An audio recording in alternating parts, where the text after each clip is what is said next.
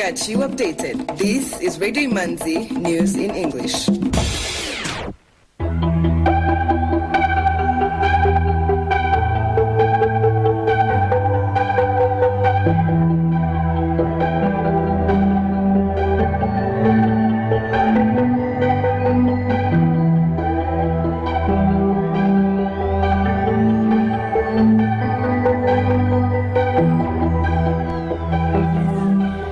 This is Radio Imanzi, broadcasting from Kigali. Here is the news in English, brought to you by Fiona Umuganwa. The headlines. For the third time in a row, Rwanda emerged the best performing country in all of Africa in implementing the 7 commitments of the June 2014 Malawi Declaration. In celebration of the International Women's Day, the Rwanda Stock Exchange Limited held the Ring the Bell event. The Rwanda National Police Fire and Rescue Brigade has extended fire safety awareness to over 500 people. South African President Cyril Ramaphosa said to mediate peace between Russia and Ukraine. Now the news in detail.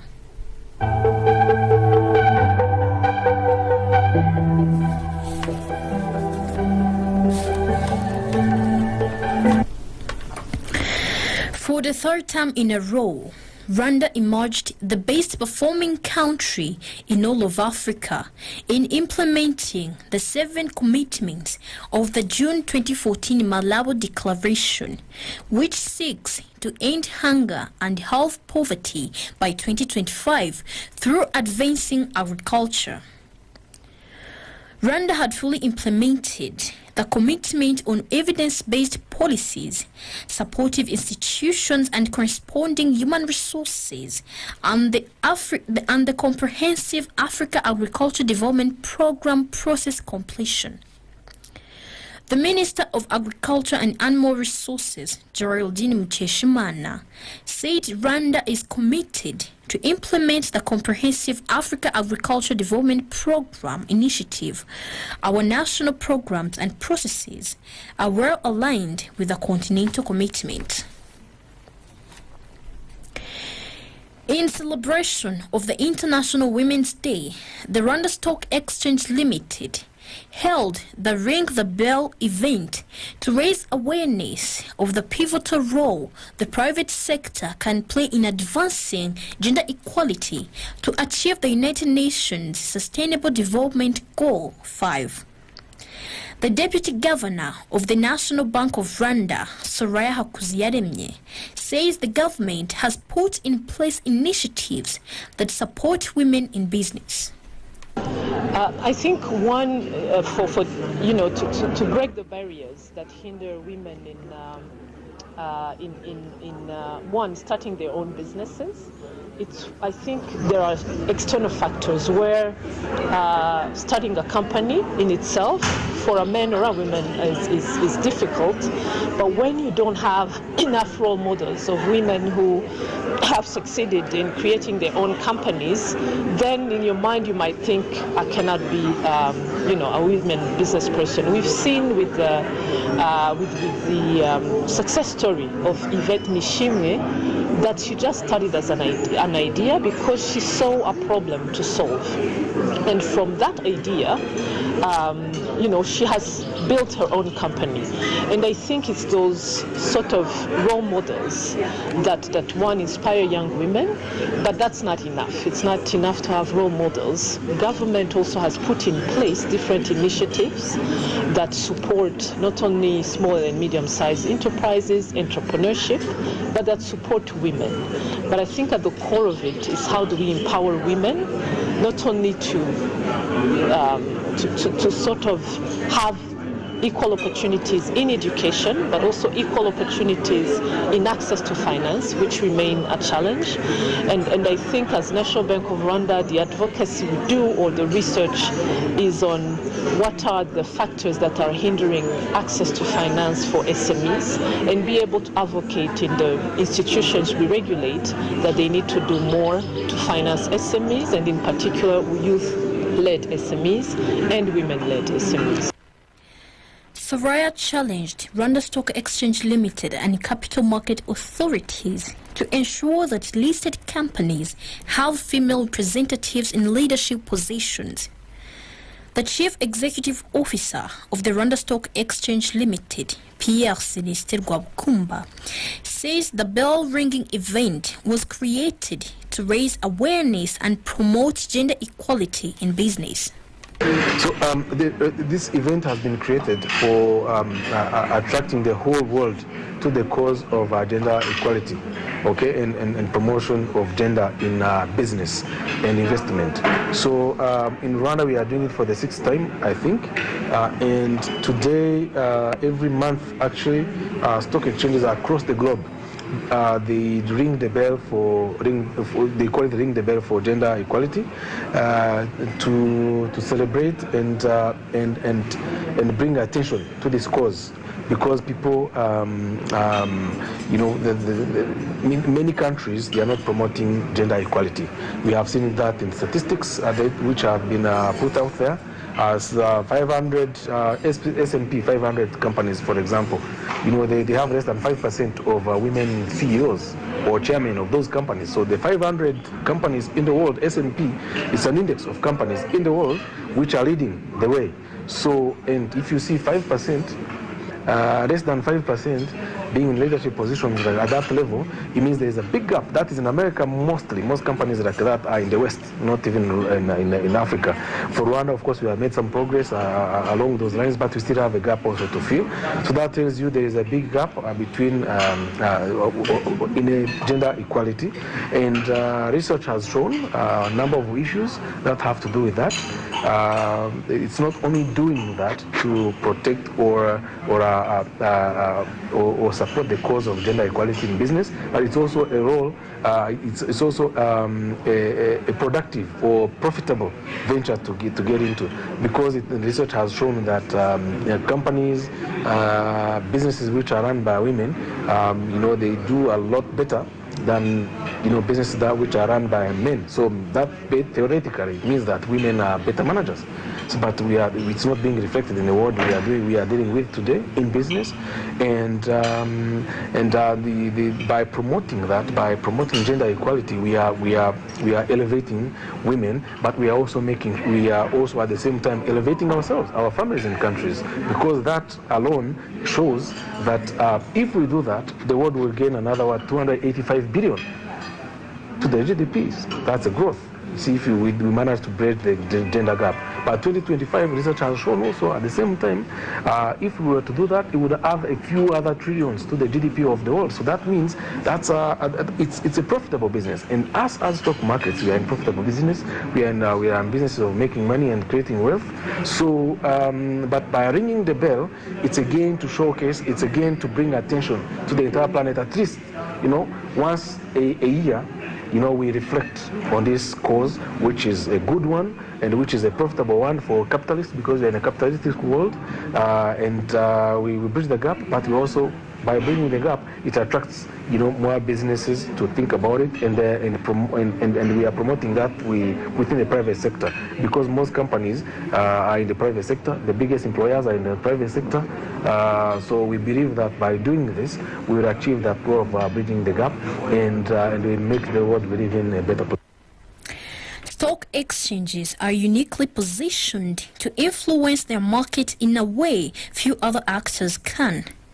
The bell ringing initiative helps stock exchanges build on this position by connecting them with companies, investors, and policymakers to support sustainable development in capital markets.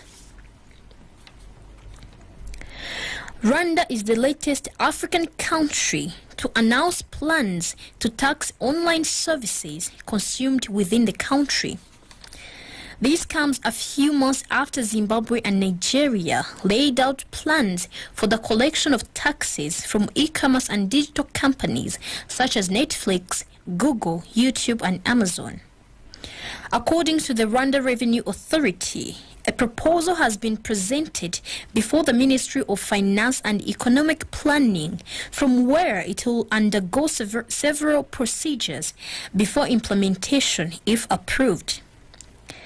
The Deputy Commissioner General of Rwanda Revenue Authority, Jean-Louis Kariningondo, said when you pay for services such as Netflix, you are using money that you have generated in Rwanda. So we are asking, why don't we collect VAT on these services, yet they are being paid for by our citizens? If you pay $12 a month for Netflix, why don't we keep some of that amount at the source here? He noted that one of the big principles about VAT is that it is paid to the country where the service is being consumed. Residents of Shangasha sector in Gicumbi district have expressed concern about the continued theft, particularly of livestock. The Executive Secretary of Shangasha sector, Barshimana Prudence, said the authorities are collaborating with the residents to find the perpetrators and that some of them have already been arrested. There have been numerous reports of corruption in Nyagatare district, specifically in the list of people who are supposed to be given houses by the government. Some of those people claim they were asked for bribes to be included on the list, but when they refused, they were left off. The deputy mayor in charge of social affairs in Nyagatare district, Murekatete Juliet, said they are going to investigate the matter, but also urged the public to begin reporting these corruption cases as soon as possible. The Rwanda National Police Fire and Rescue Brigade has extended fire safety awareness to over 500 people in Musanze and Gakenke districts, respectively. Those trained include traders at Musanze Modern Market and their customers, staff at Gatonde Hospital in Gakenke district, including medical workers, management, casual workers, and security guards. They were explained on the causes, classes, and components of fire, fire prevention measures, evacuation procedures, and fire drills. They were also demonstrated on how to fight fire by using different types of fire extinguishers.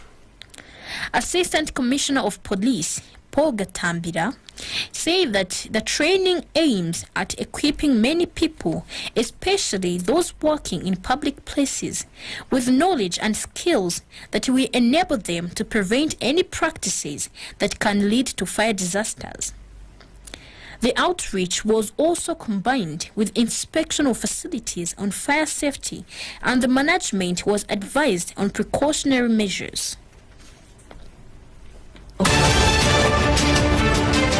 Some items of international news on Radio Imanzi.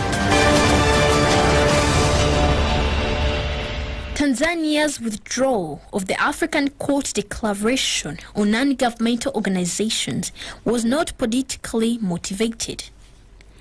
The Deputy Minister for Foreign Affairs and East African Cooperation, Baruch Nassau, said the decision was arrived at to ensure the country's sovereignty is protected from within the legal frameworks outside its borders. He dismissed reports that Tanzania has wholly withdrawn from the African Court on Human and People's Rights, saying the impression created was misguided. Kenya's Ministry of Health has announced that wearing of face masks in open public places had been lifted and full in-person worship for vaccinated persons restored. However, the Health Cabinet Secretary, Mutahi Kagwe, encouraged the use of face masks and adherence to social distance rules in all indoor spaces. He also said quarantine will be stopped. Because of the low positivity rate of the COVID-19, sporting activities will see spectators allowed back in venues without masks. 2 protesters were shot dead during protests in Sudan as UN and African Union officials warned that the country was in grave danger. Hundreds took to the streets across Khartoum and its twin city of Omdurman on Thursday. According to medics, at least 87 people have been killed and hundreds wounded during more than 4 months of protests demanding civilian rule and justice for those killed in previous demonstrations. African Union envoy Mohamed Lebat said all indicators available at the UN and AU show that the country is in grave danger. NGOs have urged Tunisian authorities to drop a draft law providing restrictions on civil society organizations, which could result in a major setback for rights after the country's 2011 revolution. President Kais Saied accused civil society organizations of serving foreign interests and attempting to interfere in Tunisian politics. He announced his intention to regulate foreign funding of associations, particularly certain political parties. 13 NGOs, including Amnesty International and the Tunisian Forum for Economic and Social Rights, called on the authorities to refrain from imposing new restrictions on civil society organizations. The Deputy Regional Director for Human Rights Watch, Eric Goldstein, said NGOs, which after the fall of Ben Ali played a crucial role in providing essential services to the population and holding the government accountable, should be encouraged and protected, not threatened. The United Nations has warned against provocation in Libya that could lead to clashes, citing reports of armed elements mobilizing around the capital, Tripoli, as rival governments vie for power. Tensions have simmered since the country's eastern-based parliament swore in a prime minister earlier this month in a challenge to interim Premier Abdulhamid Dibba. Dibba has refused to hand over power to Fatih Bashaga, an ex-interior minister named by parliament as premier, and says he is the country's rightful steward until elections are held. The UN mission in Libya expressed concern over reports about the mobilization of forces and movement of large convoys of armed groups that have increased tensions in and around Tripoli. South African President Cyril Ramaphosa says he has been asked to help mediate peace between Russia and Ukraine after having spoken to his counterpart Vladimir Putin. The prospective role of mediator comes after the country abstained from a United Nations vote to reprimand Russia over its invasion of neighboring Ukraine.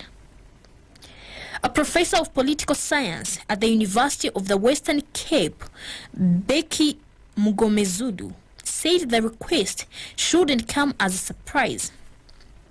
It's a very tricky situation because South Africa has ties with both countries.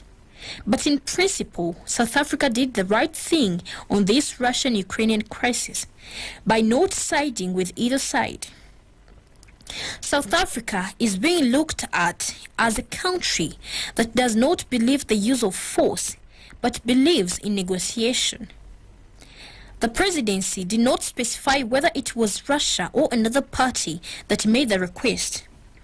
This lack of clarity is just one instance contributing to questions about South Africa's neutrality.